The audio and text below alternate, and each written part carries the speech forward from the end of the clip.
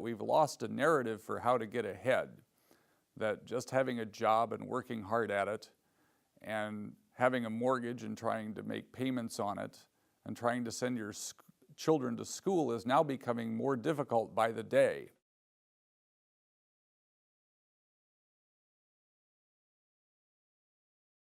You have globalization that's brought to our shores very cheap goods and very cheap services provided by very educated and industrious people from other parts of the world.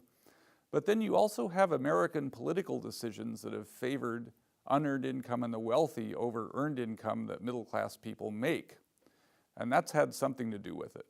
You also have financial deregulation that's allowed us to loan money to people that we used to pay them. So you could get credit cards with no proof of income. You can buy cars with no money down. You used to be able to buy houses with no money down. We made it very easy to consume things and get into debt, and so we replaced earnings from a job with debt as a way of financing middle-class lifestyles.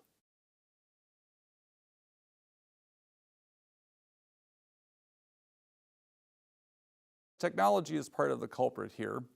Although we probably can't go back to not having technology, technology has become so efficient that a lot of middle manager jobs that used to exist that involve simply passing information from one office to the next are now gone. And a lot of other jobs have been affected by technology as well.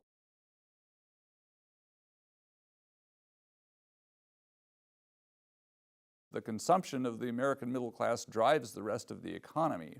So one way or another, the middle class has to consume things.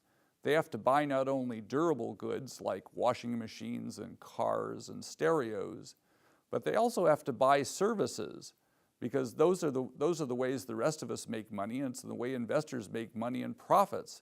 And without those things, the entire economy starts to go downhill.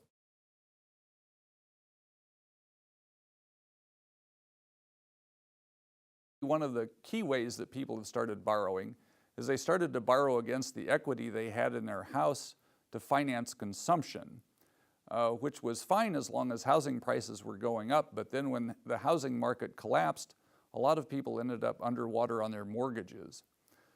People would buy houses, and then when one of the pair lost a job, so a married couple, either the man or the woman lost a job, they would find unorthodox ways to make payments, like they would put the payments on credit cards, or they would cash out their savings account or their retirement account in order to keep the house.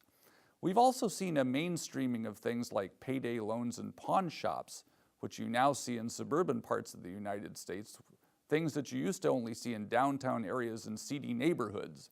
So there are all sorts of ways for the middle class to borrow money in unconventional ways and get in trouble that didn't used to exist as late as the late 1970s.